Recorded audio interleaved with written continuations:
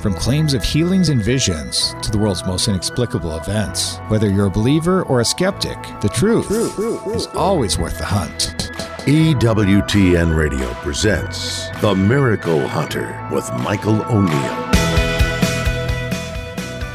Welcome to the Miracle Hunter radio show on EWTN Radio. This is Michael O'Neill. I'm the Miracle Hunter.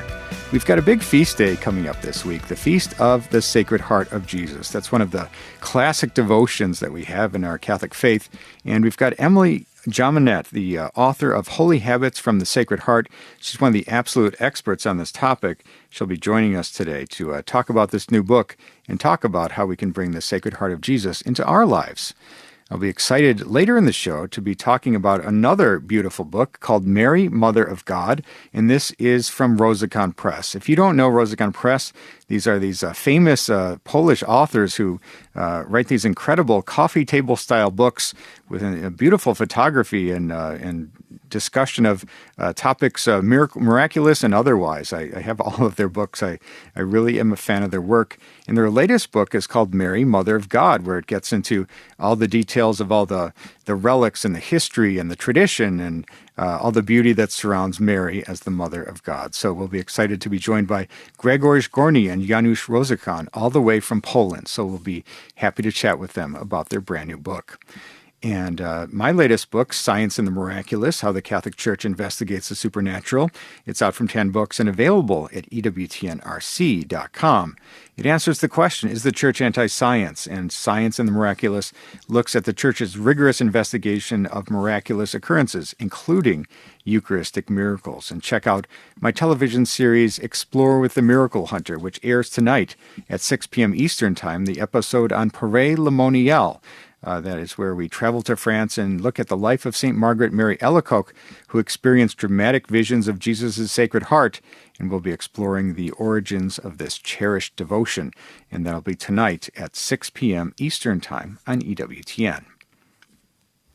Later in the show, we're going to be looking at the 365 Days with Mary project. For today, we've got June 10th, Our Lady of Lapa from Cernatele in Portugal. And the might-be saint of the day is Blessed Bogumius of Gniezno from Poland, who lived from 1135 to 1182. And the question of the week is a good one.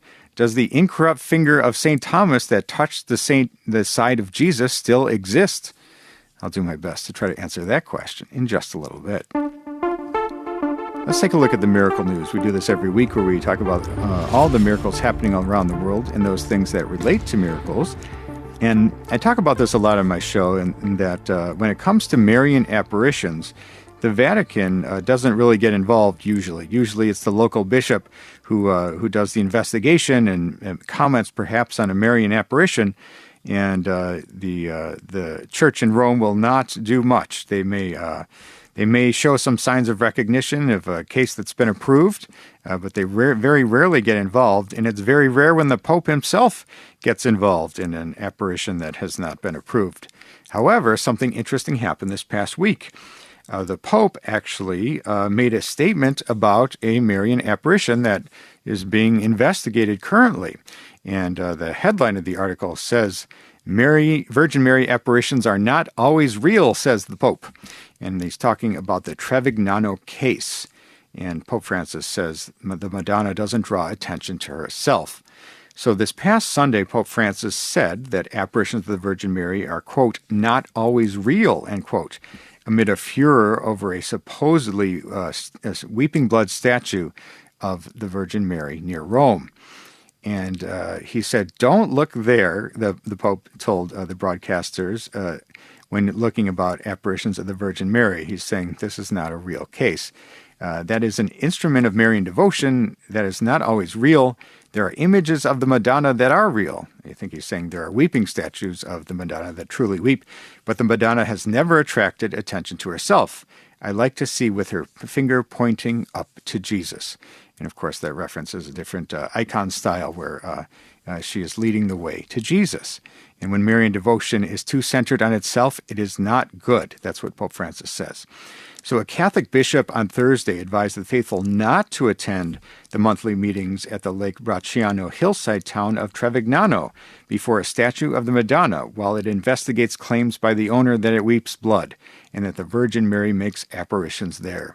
Civita Castellano Bishop Marco Salvi, he told priests not to comment on the supposed supernatural events of Trevignano, where the statue is set in a glass case.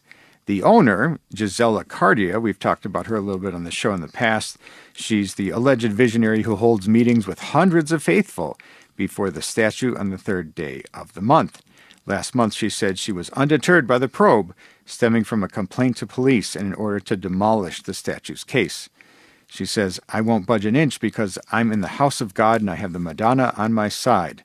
And she points out that the apparitions, Cardia says the assembled crowd with the Virgin telling her usually gives messages of hope. And Cardia, who's 53, moved to Trevignano after receiving a 2-year suspension for bankruptcy when her ceramics firm went bust in 2013. And she's been hosting apparitions events ever since. And she's a businesswoman who until years ago went by her birth name, Maria Giuseppe Scarpula, until she bought the statue at a Bosnian apparition shrine at Medjugorje a few years ago. And so that was a report coming from us, from ANSA in Rome. And this is an interesting case, of course, where Pope Francis is making a comment about an ongoing apparition, saying that he doesn't believe it to be a true one. Absolutely fascinating. That doesn't happen all too often. For more miracle news, you can go to the Facebook page of The Miracle Hunter, where I post items each and every day about the miracles happening all around the world. Let's take a look at Catholic Pub Trivia. We do this every week where we ask a trivia question and give out a prize to an emailer who writes in with the correct answer. People who know me, my friends, they know that I love trivia. You might find me on a bar on some random night playing pub trivia, but this is Catholic Pub Trivia.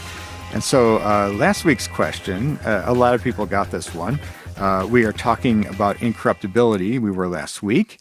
What 3rd century martyr is thought to be the first incorrupt saint? And it is that patron saint of musicians, Saint Cecilia. I was at her tomb a couple of years ago. I guess it was with COVID, everything seems shorter than it really was. But I guess that was 5 years ago. I was at her tomb there in Rome, where they have a beautiful sculpture that represents where her incorrupt body once laid. And she is considered to be the very first incorrupt saint in history. So thanks to everybody who wrote in with that answer.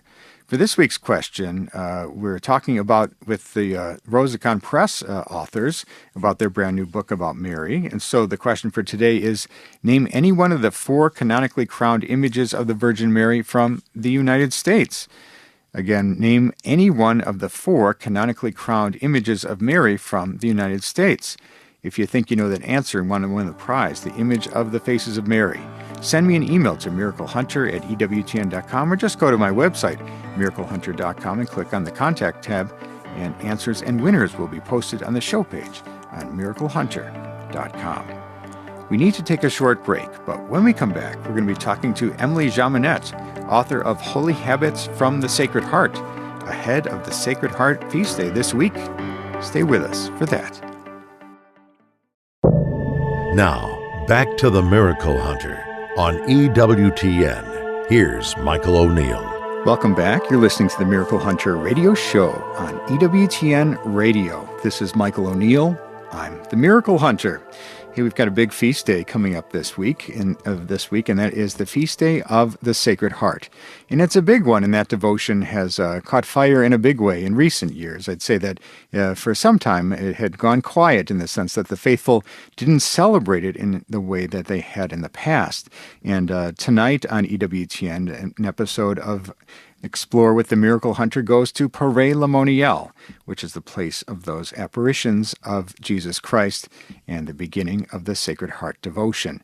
And so people can tune in tonight at 5 p.m. Central Time, 6 p.m. Eastern, to check out that episode of Explore, where we look at the life of St. Margaret Mary Alacoque and all the incredible visions that proceeded from there. Well, we're so excited today to keep the conversation going about the Sacred Heart. And we've got one of the absolute experts on the Sacred Heart with us today, and that's Emily Jaminet.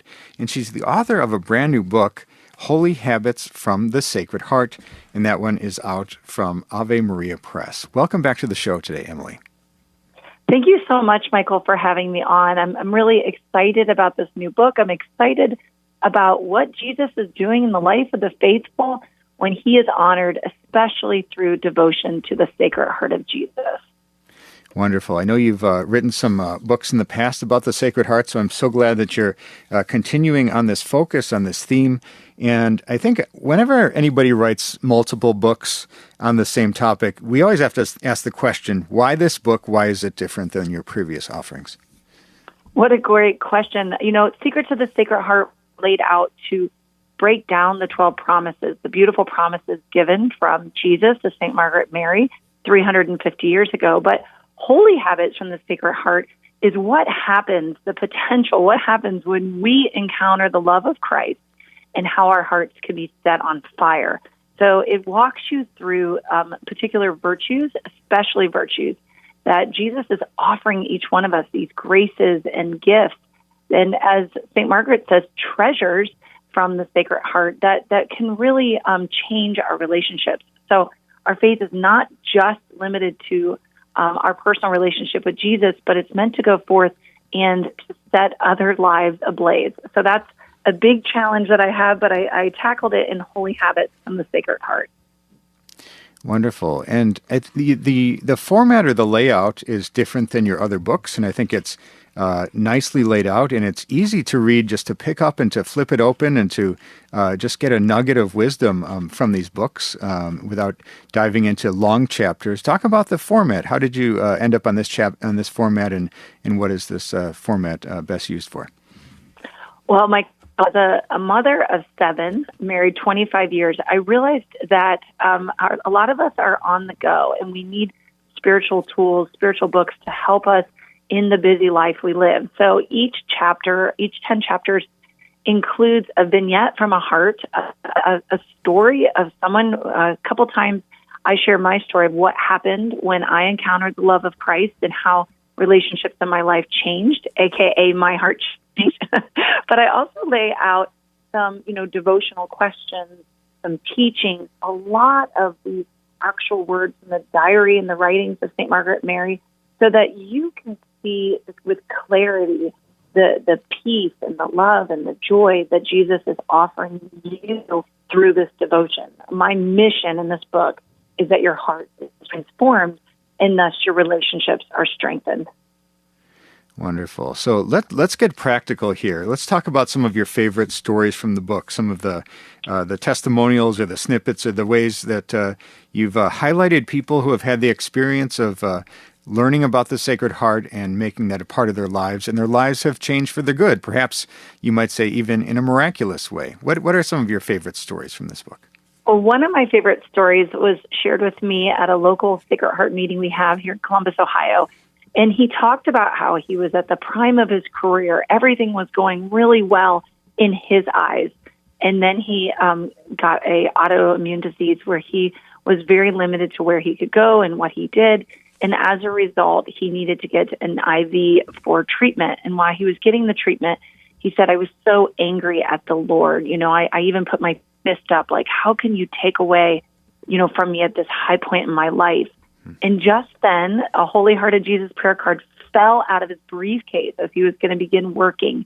And he could read, make my heart meek and humble. And he said, I paused in that very moment and I repented. And I said, Lord, you are making me meek and humble, and you are teaching me this beautiful lesson. And he said, just then, a cancer patient who had lost all her hair said, what a beautiful day, and God bless. And he said it was like miraculous, the transformation. So we all have those temptations to be prideful and to think that we're on top of it, which we're not in control of our life.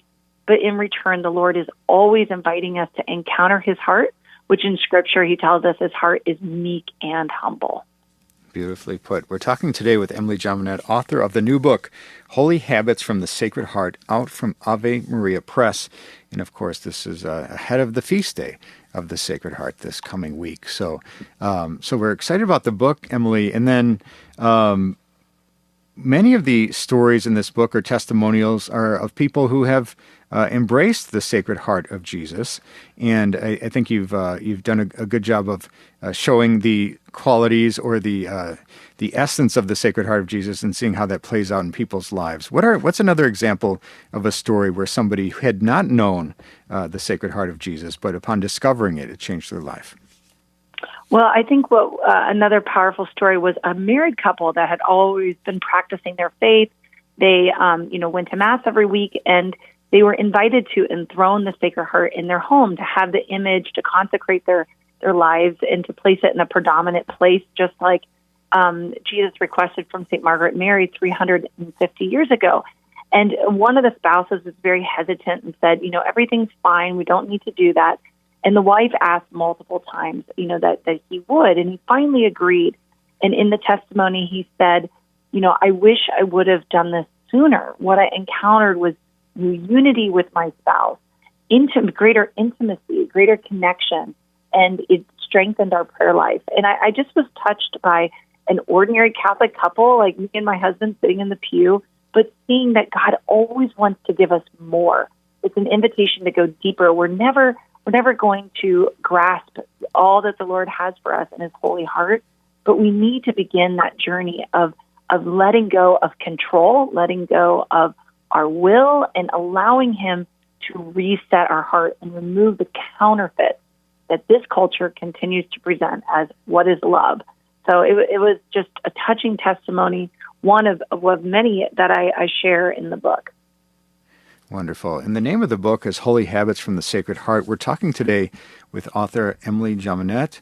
And for me, the Sacred Heart is kind of a traditional, a classic, a long-standing devotion that we've had in our Catholic Church for so long, since St. Margaret Mary Alacoque received those visions. And perhaps it's seeing a rebound or a rebirth. We see some excitement for the Sacred Heart. What do you find when people who sort of have this view of the Sacred Heart as sort of this vestigial devotion, or this older holdover kind of devotion in our Catholic Church that maybe was for a different era, but isn't so much for today's world? What do you find when people really connect with the Sacred Heart of Jesus and learn about Him, perhaps through your books? What's the eye-opening aspect of the Sacred Heart devotion that you've seen in talking to people? Well, such a great question. What I'm seeing is a fruit of spiritual stability. I see that the promises come alive when tepid souls shall become more fervent. So I'm seeing a greater love for the Lord and a greater understanding of how much, He wants us to love Him and then to respond to that love. I think of a great example and story of a woman up in upstate New York that ended up wanting to place the images in her home. And at first she said, I picked these really small images. I didn't want to look too religious to my neighbors or to my family. She said, but the longer they were in my house, it was an invitation to get, a full-size image and ultimately to place Him on a throne in my home, to enthrone Him. And she just shared that it was grace that poured forth. And what I love about this devotion particularly is we can look back at previous generations that have found such strength, grace, joy, peace, stability through practicing it. So I hope and pray that as our culture becomes more turbulent, more of a culture of death, that we can all choose to rediscover this powerful devotion that leads us closer to the Eucharist, the sacraments, gives us a better ability to love those around us and to be transformed. So I'm very, very optimistic, you could say, that the Sacred Heart is on the comeback. Wonderful. Well, we're so excited to hear that. We're talking today with Emily Jaminet, the author of Holy Habits from the Sacred Heart. And as we wrap up the interview today, if you were to sort of talk about a target audience, maybe target is the wrong term, but the group of people who would most benefit from this book, of course, you would like to say it's for everyone, and perhaps it is in some way. But is it for people primarily who already have a devotion to the Sacred Heart, or who need to learn more about the Sacred Heart? Such a great question. I would say it's an entry point to encounter the Sacred Heart and for you to reflect on your own relationship. And just I asked my bishop, Bishop Earl Fernandez, to review the book and to share his thoughts. And he said it's a book that offers concrete and practical ways of healing broken relationships, especially within the family, and experiencing not only mercy of his heart, but also the joys and delights of his heart. So I couldn't think of a better way to end the interview and share that we all need the joy of Jesus' heart in our hearts, in our homes, and all homes need spiritual protection, especially now, as for many of us, we are under such spiritual attack. So I can't say enough about the importance of rediscovering his most perfect Sacred Heart. Very well put. And the name of the book is Holy Habits from the Sacred Heart. People can go to AveMariaPress.com to find out more about this book. You can go anywhere Catholic books are sold. Support your local Catholic bookstore to pick this one up. And for people who want to find out more about you, Emily, and your great work, what's the best website or other place that they can go? Sure, they can visit me at emilyjaminet.com, or they can always learn more about the Sacred Heart at visiting welcomehisheart.com. Thank you so much. We've been so grateful to you, Emily Jaminet, for joining us on today's show and for writing this brand new book, Holy Habits from the Sacred Heart. We look forward to talking to you again in the future. Thank you so much. God bless. That was Emily Jaminet, author of Holy Habits from the Sacred Heart, The Ways to Build Stronger, More Loving Relationships. That one's out from Ave Maria Press. Check that one out. We've got the feast day of the Sacred Heart of Jesus this week coming up. We need to take a short break, but when we come back, we're going to be looking at the question of the week. Does the relic of the finger of St. Thomas that touched the side of Jesus still exist? Stay with us for that answer.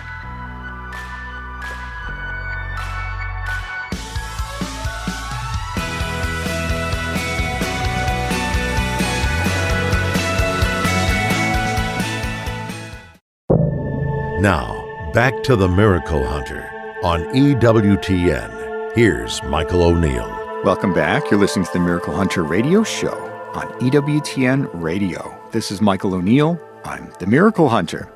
Hey, I love getting your questions. People write in from around the world with questions about miracles happening in today's world and those that have happened centuries ago.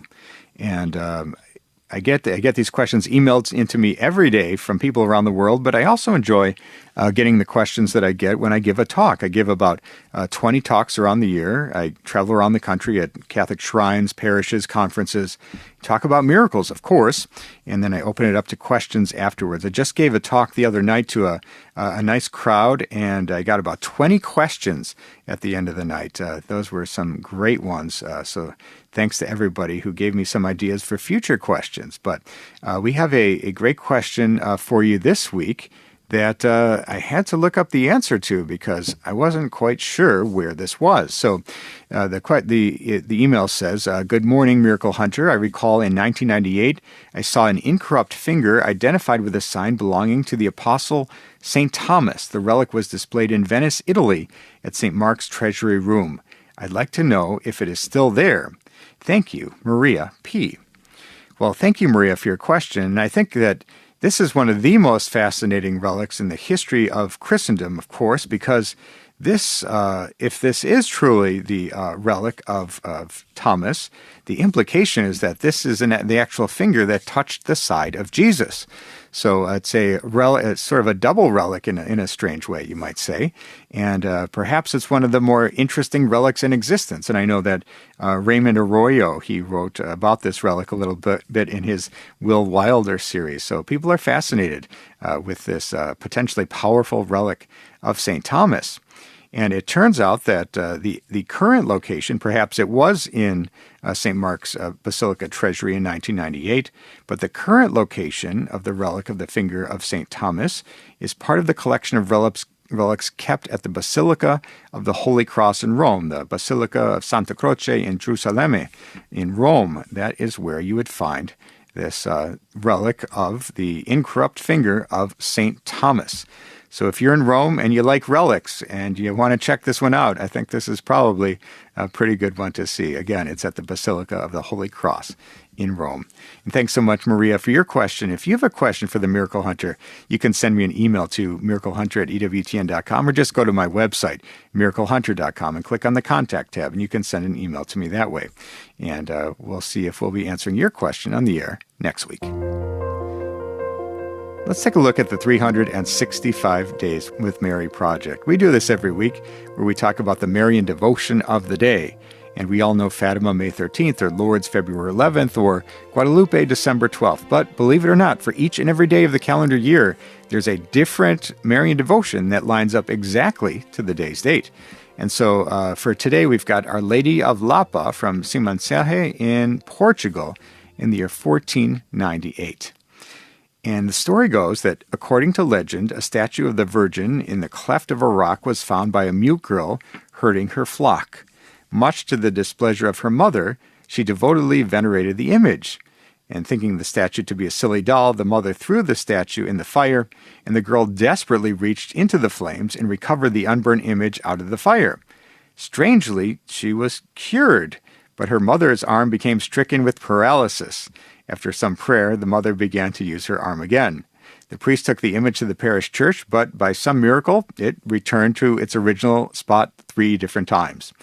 There on the spot, a chapel was built, later to become a major pilgrimage destination. In 1575, Pope Gregory XIII approved the transfer to the shrine to the Society of Jesus at the request of King Sebastian. And that is Our Lady of Lapa from Simancelje in Portugal in the year 1498. For more information on this fascinating devotion, or any of the hundreds of other Marian devotions from around the world, you can go to the website, 365dayswithmary.com. You can go and pick up the book. You can download the app, 365 Days with Mary, or you can join the Facebook feed, 365 Days with Mary, and join any of the 10,000 other followers who get a message related to the Marian devotion of the day. Now let's take a look at They Might Be Saints. People who know me, who know my show here, know that I love talking about future saints. We're talking about people on the path to sainthood, going from servant of God to venerable to blessed, all those stages before they have all their miracles and they are declared saints by Rome.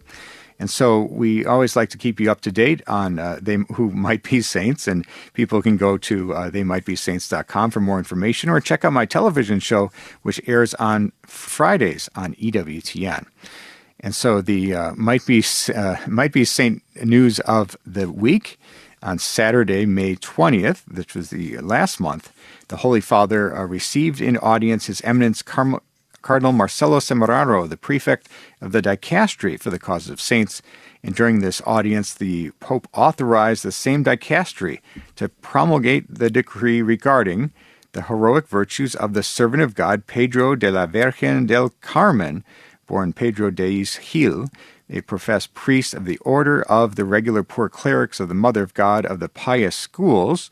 It's quite a long title. Born on April 14th, 1913 in Pampelillega in Spain, and he died on December 14th in Saragossa in Spain.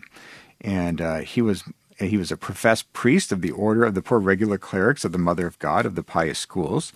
His itinerary of holiness was also characterized by a significant and fruitful path of imitation of Christ through the procession of the evangelical councils, to which, as a faithful son of St. Joseph, he added the 4th specific vow of teaching with passion and did it in a heroic way. And that description is from the Congregation from the Causes of Saints, the Dicastery for the Causes of Saints website, where they have all the future saints listed there. And let's look at the Might Be Saint of the Day. For each and every day of the year, there's a different person on the path to sainthood who has a death anniversary or a feast day on that day. For today's date, we've got June 10th. We've got Blessed Bogumilas of Gniezno, who was born in 1135 near Dobrów in Poland. And he was born to the Polish nobility. He was a twin brother of Bogopoulos, and he studied in Paris, France. He was a priest serving Holy Trinity Parish in Drobów in Poland, in a church that he built with his own hands. He was the Chancellor of Jaminet in Poland, and he had a great dedication to the Blessed Virgin Mary and loved being alone. The Archbishop of Gniezno in 1167, through the years of his episcopacy, he was opposed by his own clergy for his insistence on strict adherence to the discipline and simple lifestyle. He resigned his see in 1172 and became a hermit in Poland for the last decade of his life. He died in the year 1182 near Janusz in Poland of natural causes. But on his deathbed, he received a vision of the Virgin Mary and the Christ child, surrounded by angels and beckoning him to heaven. And his soul is kept in the Basilica of St. Peter and Paul in Poland. He was beatified by Pope Pius XI in May 1925. That is the Might Be Saint for today, Blessed Bogumilis of Gniezno from Poland. For more information on this fascinating future saint, or any of the other future saints that we feature on our show, They Might Be Saints, go to the website, theymightbesaints.com. We need to take a short break, but when we come back, we're going to be talking with the authors of Mary, Mother of God, in Search of the Woman Who Changed History. Stay with us for that.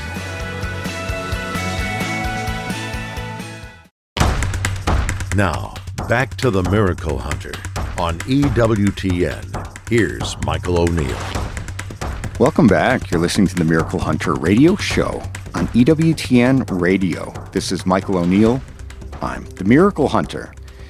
When I'm looking to give a gift to a friend who's interested in miracles, one of the types of things that I default to is I want to give them a nice book, like a coffee table book, a really dramatic book that's got a lot of information, some beautiful photographs on a really interesting topic.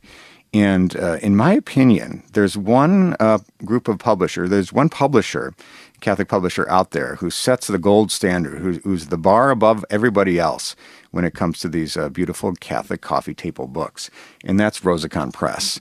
I'm not sure if you've seen these books, the ones that relate to Fatima or Guadalupe or others. They even have one on Eucharistic miracles now in Poland. But there's a brand new one out from Rosikon Press, and they're all consistent. They've got these dramatic black covers. They use the same font, so you know it's the right one. And the photography and the artistry is absolutely amazing. Guadalupe Mysteries, of course, is my favorite because that inspired, or at least I collaborated with them for the creation of the program Guadalupe Mysteries, which aired on EWTN. So that's always my favorite. But this new book is called Mary, Mother of God, in Search of the Woman Who Changed History. And this is another beautiful book that goes through every aspect of Mary's life, some of the traditions, the legends from her birth, all the way to the Assumption, and some of the great devotions that have developed over the years. And it's amazing. You'll be blown away by the way different cultures and different places have honored Mary. And what we know of her, and everything that you want to know, is in this one book. For somebody who loves Mary, this is an incredible book to have. So I highly recommend it. And I'm so excited today because these famous authors of Poland are here today to join us to talk about this new book, Mary, Mother of God, out from Ignatius Press. And we've got Grzegorz Górny and Janusz Rosikon here with us today. Thank you so much for being with us on today's program. Hello. Thank you. Hello. And so the book is great because it goes through the entirety of Mary's life. What we know of her in the Gospels don't tell us a lot, of course, but we do get some snippets, and we do we have a tradition of knowing where Mary was born, perhaps, where she lived. What do we know about Mary's early life with her parents? Most of what we know about Mary's parents is from the Proto-Evangelium of James. It was written probably in the 2nd century Greek language. It is the apocryphal text contains truth and fiction. The title character of the book is associated with St. James the Just, who appears in the Gospels as the Lord's brother. From this source, we know the names of Mary's parents, Joachim and Anne, whose commemoration is on July 26th. And Joachim and St. Anne lived, according to tradition, in beautiful town Sephoris, on a mountain only 4 miles from Nazareth, We visited the ruins of this town. During the Herod the Great and Herod Antipas time, when Mary's parents lived, that was the capital of Galilee. Herod Antipas decided to rebuild the town destroyed by Roman legions in 4 BC. Some biblical scholars believe that Mary was born there. We don't know. Mary's parents left Sepphoris and then moved to Jerusalem. When the Holy Family lived in Nazareth, then Joseph probably worked in Sepphoris, and according to the Jewish tradition, also Jesus was with him. Remember, Sepphoris was a city on a hill, as mentioned in the Gospels. When Joachim made the sacrifice in the temple in Jerusalem, the high priest Reuben turned St. Joachim out of the temple, since he had not begotten a child. So Joachim went out into the desert like Abraham, where he fasted for 40 days and nights, praying for offspring. The oldest source, a 15th century Gregorian missal, says that Joachim prayed in the Kosiba cave about the Wadi Quel stream in the Judean desert. Today is a site of the Orthodox St. George Monastery. It's an amazing place for taking pictures. Grzegorz and I visited also this place, which are shown in the book. During that 40 days and nights, St. Anne was praying in the house. When St. Joachim was coming back, St. Anne met him in the Gold Gate of Jerusalem. There are many beautiful pieces of art with those scenes. And 7 months later, Mary was born. Amazing. Well, thank you, Janusz, for that. And Grzegorz, we'll turn to you for the next. What do we know about Mary's childhood? It's impossible to write a biography of Mary on the basis of Bible alone. Why? Mm-hmm.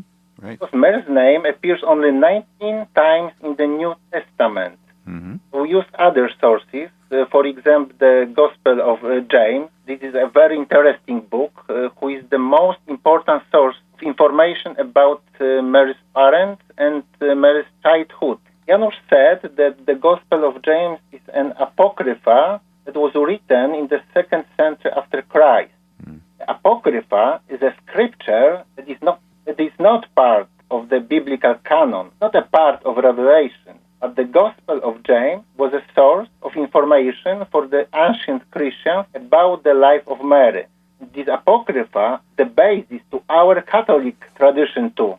For example, this is the source of our Catholic holiday of Saint Joachim and Saint Anna, and holiday of consecration of Saint Mary in Jerusalem temple.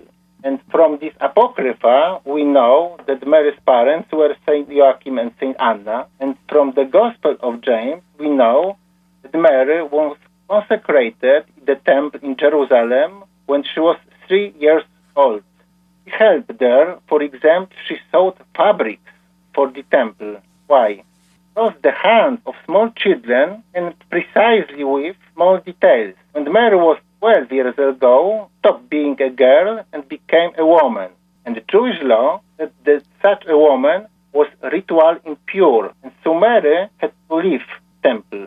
The next period in her life was marriage to Saint Joseph. Thank you, Grzegorz, for that. And then we'll look into the rest of Mary's life, in which there's a lot of tradition, perhaps we might say, surrounding some of the details of Mary as she's raising Jesus. And one of those things is there's a milk grotto that is in the Holy Land, which is where Mary is said to have breastfed Jesus. And it's kind of a miraculous place, according to some people. So, Janusz, what is this milk grotto?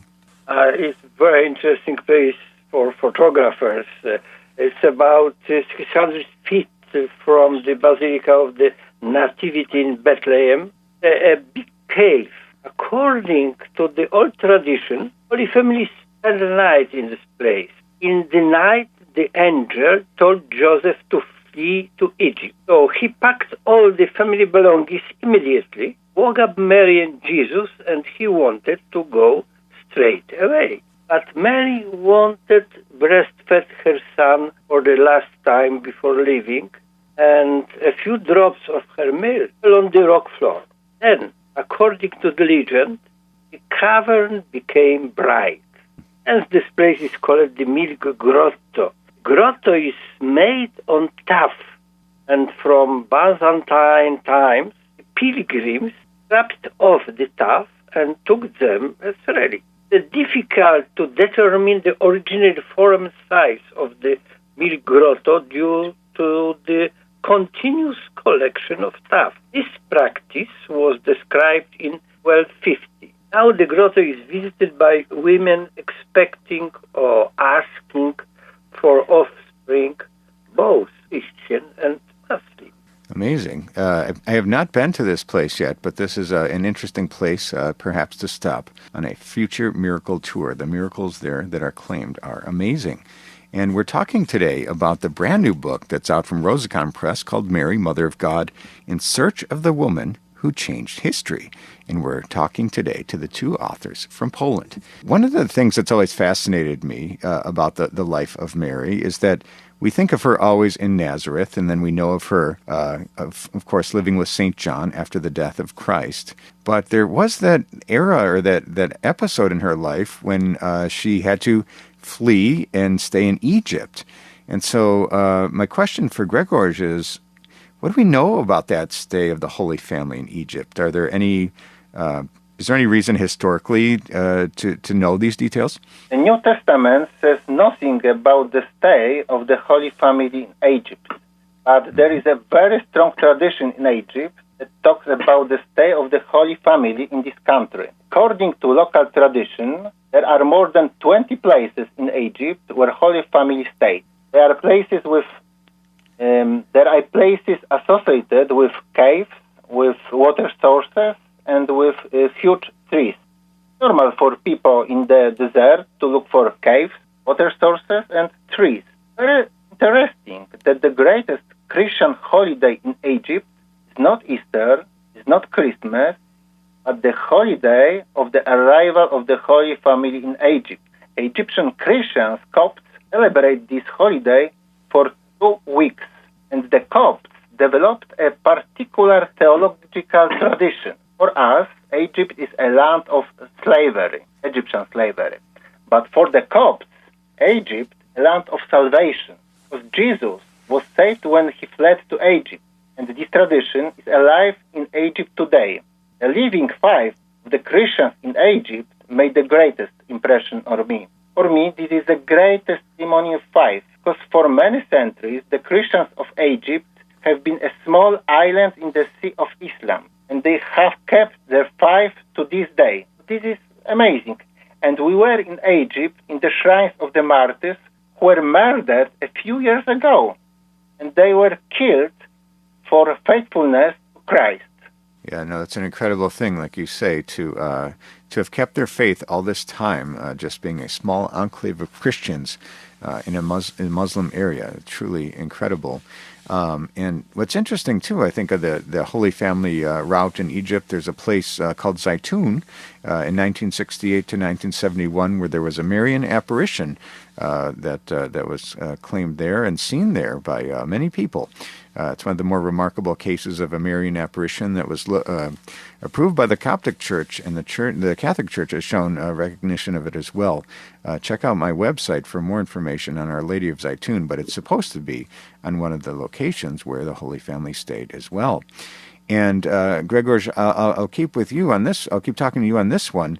This is a question. I did a program for EWTN called Explore with the Miracle Hunter, and we did an episode in Loreto.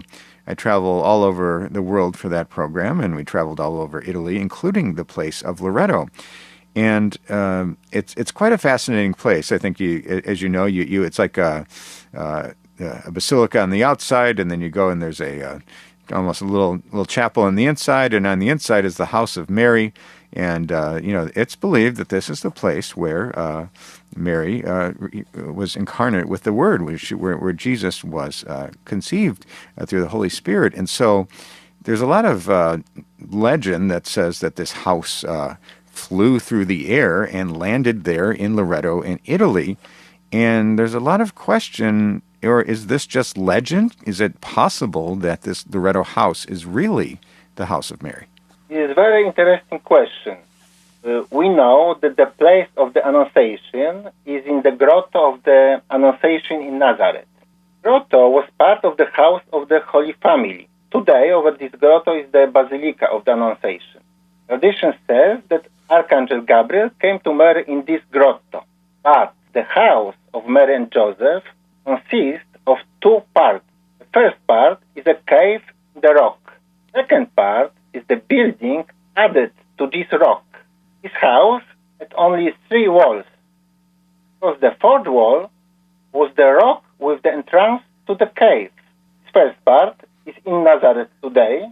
The Basilica of the Annunciation is built on this place. And the other part was taken from Nazareth to Italy by the Crusaders when the Holy Land was conquered by the Muslims.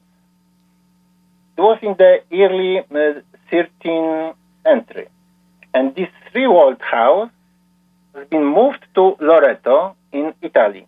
Today, there is a huge Marian shrine there. In the 20th century, scientists researched this house of Mary and found that it was from Nazareth. Why? Because the building material were from Holy Land. The way of building was from the Holy Land. Everything from the Holy Land, not from Italy. And scientists proved that house of Mary in Loreto is a genuine house from Nazareth.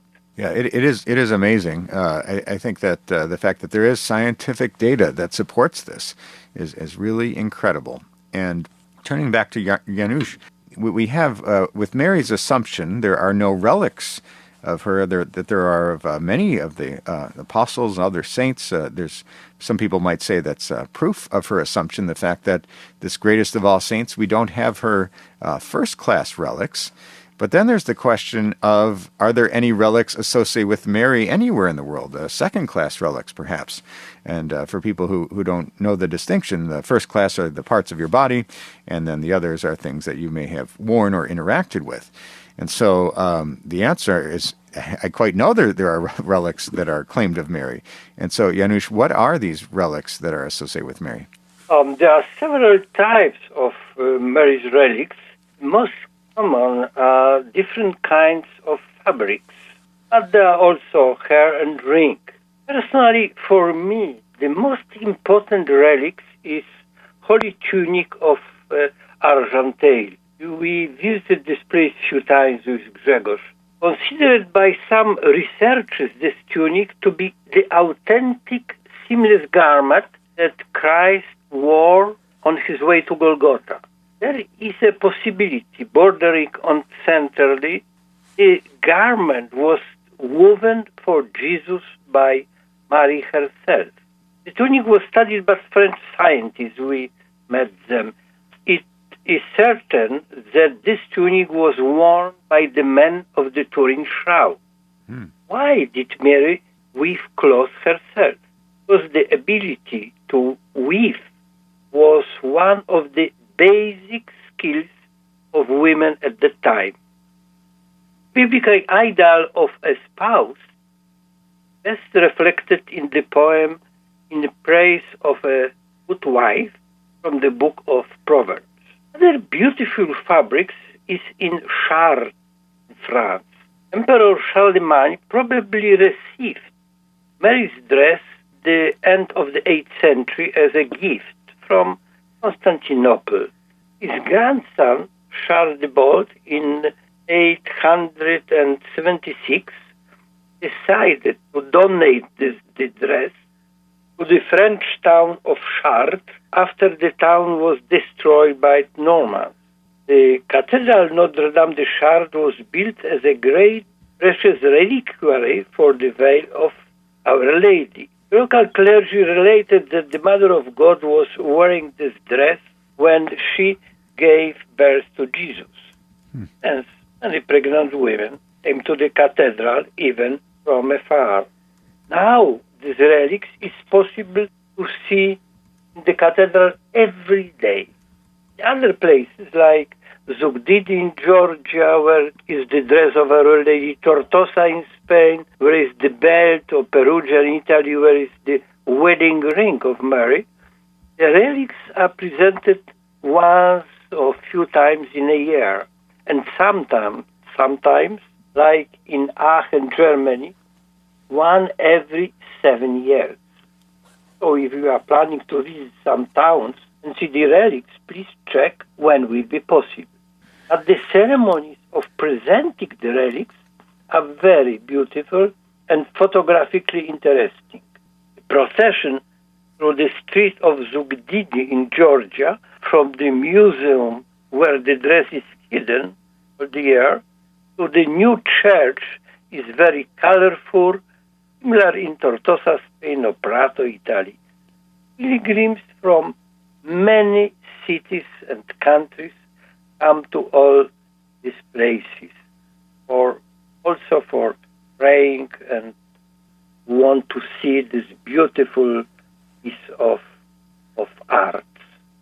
Don't know exactly what is a real work of Mary or not, because fabrics were not examined, but scientists, like the tunic from Argenteuil, who was examined, but Mary's relics were not examined by scientists.